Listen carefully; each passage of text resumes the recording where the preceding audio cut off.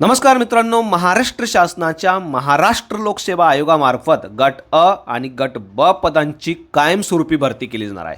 यासाठी उमेदवारांचं वय 18 ते 38च्या दरम्यान असणं आवश्यक असणार आहे।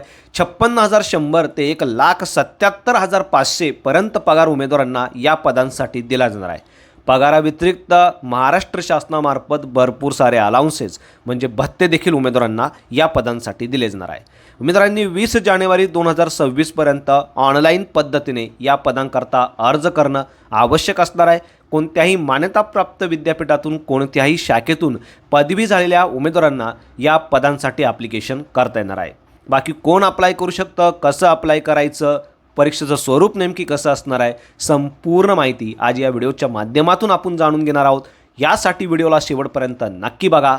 चॅनलवरती पहिल्यांदा आला असाल चॅनलला सबस्क्राईब करा, बेल आयकॉनला प्रेस करा, कारण असेच महत्त्वपूर्ण व्हिडिओ मी नेहमी आपल्यासाठी घेऊन येत असतो। चला तर सुरू करू आजचा हा व्हिडिओ।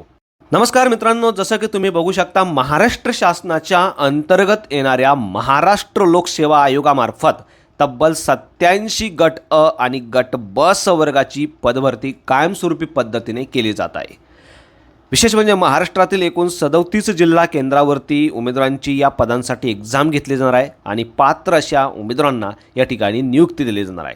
यामध्ये सामान्य प्रशासन विभागाअंतर्गत 79 जागा, तर महसूल व वन विभागाअंतर्गत 8 जागा भरल्या जात आहे। अशा एकूण 87 पदांची ही भरती असणार आहे, ज्यासाठी उमेदवारांकडनं 31 डिसेंबर 2025 ते 20 जानेवारी 2026 या कालावधीमध्ये ऑनलाईन पद्धतीने अर्ज मागवले जात आहे। यामध्ये उमेदवारांना 20 जानेवारी 2026 पर्यंत ऑनलाईन पद्धतीने, तर 23 जानेवारी 2026 पर्यंत ऑफलाईन पद्धतीने म्हणजे चलनाद्वारे देखील परीक्षा शुल्क भरता येणार आहे। आता मित्रांनो, या ॲडव्हर्टाइजमेंट मार्फत कोणकोणती पदं नेमकी भरली जाणार आहे, प्रत्येक पदासाठी किती जागा असणार आहे, जागांचं कॅटेगरीनुसार विभाजन कशा पद्धतीने असणार आहे, याचा संपूर्ण तपशील तुम्ही या ठिकाणी बघू शकता। पहिलं पद जे आहे ते उपमुख्य कार्यकारी अधिकारी म्हणजेच गट विकास अधिकारी गट अ वर्गाचं हे पद आहे। या पदासाठी 13 जागा या ठिकाणी भरल्या जाणार आहे। 1,77,000 पर्यंत पगार उमेदवारांना या पदांसाठी दिला जाणार आहे। या जागांचं कॅटेगरीनुसार विभाजन देखील तुम्हाला या टेबलमध्ये बघायला मिळेल।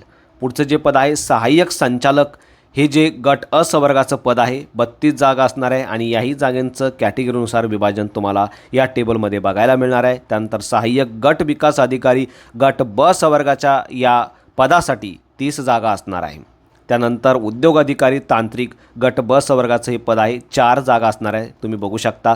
त्यानंतर मित्रांनो, महाराष्ट्र पशुवैद्यकीय सेवा परीक्षा महसूल आणि वन विभागाअंतर्गत ज्या 8 जागा भरल्या जात आहे, त्यामध्ये पशुवैद्यकीय अधिकारी हे गट अ वर्गाचं पद भरलं जाणार आहे आणि यासाठी 8 जागा असणार आहे आणि याही 8 जागांचं कॅटेगरीनुसार विभाजन तुम्हाला या टेबलमध्ये बघायला मिळणार आहे। तुमच्या माहितीसाठी हा टेबल, ही PDF मी आपल्या व्हिडिओच्या डिस्क्रिप्शनमध्ये देखील दिलेली आहे।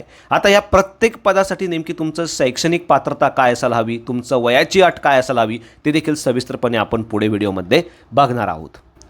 या सर्व पदांसाठी उमेदवार सर्वप्रथम भारताचा नागरिक असणं आवश्यक असणार आहे आणि खुल्या प्रवर्गातील उमेदवारांचं वय 18 ते 38च्या दरम्यान असणं मात्र आवश्यक असणार आहे। यामध्ये राखीव प्रवर्गातील उमेदवारांना मात्र 43 वर्षापर्यंत वयाची विशेष शिथिलता असणार आहे। या व्यतिरिक्त प्रावीण्यप्राप्त खेळाडू, माजी सैनिक आणि दिव्यांग उमेदवारांना देखील वयाची विशेष शिथिलता या ठिकाणी देण्यात आलेली आहे।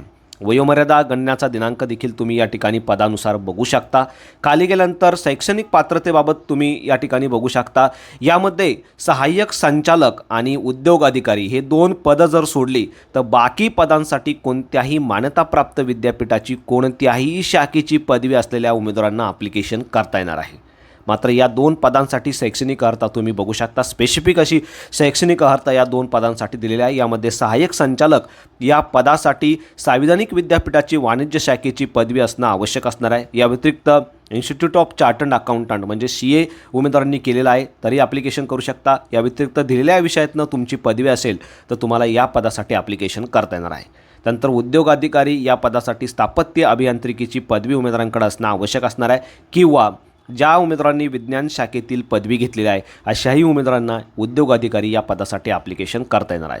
त्यानंतर मित्रांनो, महाराष्ट्र पशुवैद्यकीय सेवा परीक्षा अंतर्गत जे पशुवैद्यकीय अधिकारी गट अ संवर्गाचं पद भरलं जात आहे यासाठी मात्र पशुवैद्यकीय विज्ञान आणि पशुसंवर्धन विषयातली पदवी उमेदवारांकडे असणं आवश्यक असणार आहे।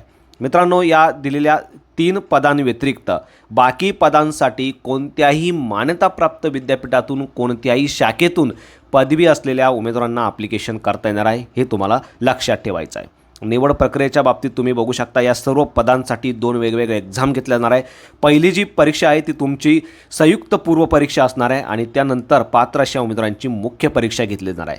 यामध्ये राज्य सेवा परीक्षा अंतर्गत जे पदं भरली जाणार आहे त्यासाठी 400 गुणांची पूर्वपरीक्षा तर 1750 गुणांची मुख्य परीक्षा असणार आहे आणि त्यानंतर 275 गुणांची मुलाखत घेऊन पात्र अशा उमेदवारांना नियुक्ती दिली जाणार आहे। या व्यतिरिक्त महाराष्ट्र पशुवैद्यकीय सेवा परीक्षा अंतर्गतचे पद भरलं जाणार आहे त्यासाठी देखील पूर्वपरीक्षा तुमची 400 गुणांची असणार आहे, मात्र मुख्य परीक्षा तुमची 400 गुणांची आणि 50 गुणांची मुलाखत या ठिकाणी असणार आहे। तर अशा पद्धतीने मित्रांनो एकंदरीत हे एक्झामचं स्वरूप असणार आहे। या एक्झाममध्ये क्वालिफाय केल्यानंतर पात्र अशा उमेदवारांना डॉक्युमेंट व्हेरिफिकेशन म्हणजेच कागदपत्र पडताळणीसाठी बोलावलं जाणार आहे।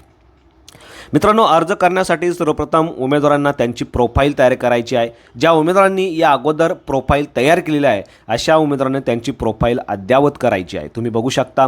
त्यानंतर ज्या संवर्गासाठी तुम्ही अर्ज करता ते सर्व तुम्हाला निवडायचं आहे अर्ज करतेवेळी। त्यानंतर मुख्य परीक्षेसाठी कोणकोणते वैकल्पिक विषय तुम्हाला घ्यायचे आहे त्याची देखील निवड तुम्हाला अर्ज करतेवेळी या ठिकाणी नमूद करणं आवश्यक असणार आहे।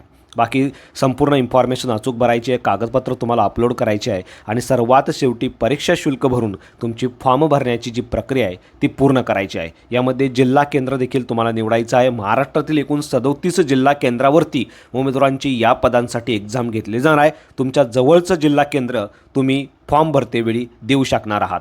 यामध्ये कोणकोणते डॉक्युमेंट अपलोड करायचे आहे, त्याची साईज किती असायला हवी याची संपूर्ण डिटेल्स देखील तुम्हाला या ठिकाणी बघायला मिळणार आहे।